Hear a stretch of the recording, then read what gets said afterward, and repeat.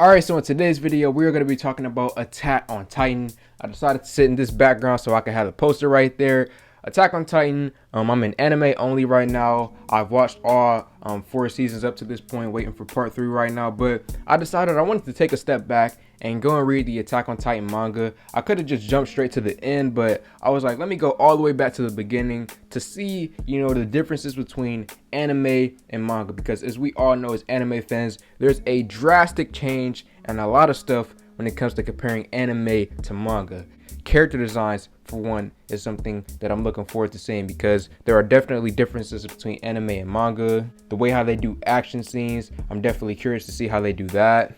And as an artist myself, I'm curious to see how Hajime Isayama does his art in Attack on Titan. And then lastly, and probably the biggest thing, is that in some animes, they have characters taken out that were in the manga. So for example, let's say in Attack on Titan, there's no Captain Levi in the anime, but when you go read the manga, Captain Levi is in the manga. I've literally seen certain animes that do things like this. So that's why I want to read Attack on Titan. We're not going to read the entire series right now, obviously, but we're going to read a certain part to the first book. So let's get into this. That day, the human race remembered the terror of being dominated by them and the shame of being held captive in a bird cage.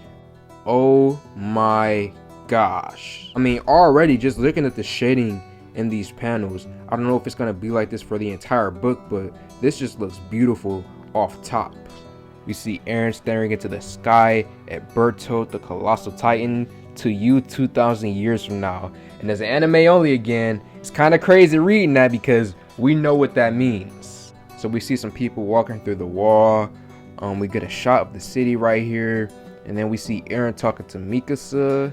Don't tell anyone that I was crying. I won't. Crying for no reason.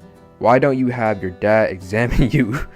Don't be stupid like I can tell my old man about this. What are you crying about? Oh my gosh, seeing him, it's tough. Mr. Hannes, even if he didn't achieve anything directly, his death brought humanity one step closer to beating them back, right? Yeah, speaking on this scene right here, this is something that definitely was as you first get into the anime, it's something that hits you because it just lets you know that this world is serious. There are consequences to the things that go on out there. We don't know what the Titans are right now at this point in the series, but Hajime Isayama, he establishes right here, the scout regimen. This is something serious. This is life or death, and it trickles down to family members having to deal with the repercussions of the Titans. Oh shoot, we got an explosion. Here we go. We know what's about to happen. We got Eren, Mikasa, Armin, and then some random people in the background. We see a hand over the wall.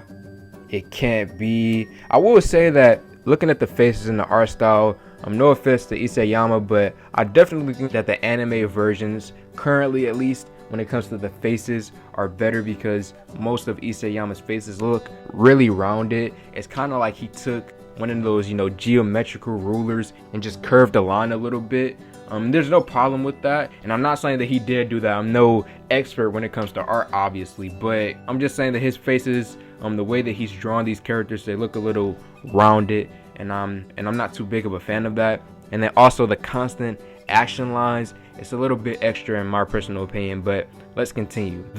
That wall's 50 meters high.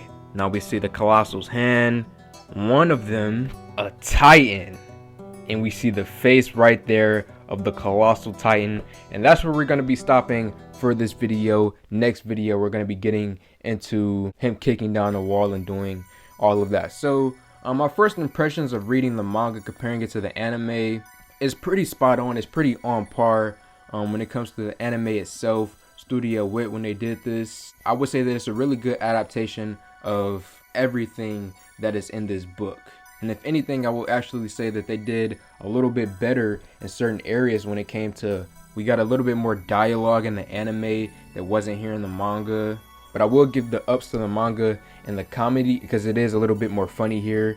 As I said, the art style, not too big of a fan of that. But outside of that, when it comes to the story, we all know that is what pushes this show above others. The story is just on a whole nother level. The way how he just sets the vibe, where he starts off immediately, bam, he shows the Colossal Titan putting his hand over the wall, and then he takes you a little bit back, show us these characters, what they've been up to before this happened, and then shows us what goes down. So Isayama as a writer, this is just volume 1 before he even gets to, the crazy stuff that happens in Attack on Titan. Just right there off the bat showing his prowess. So that's all that I have for this video. Let me know your thoughts in the comment section below.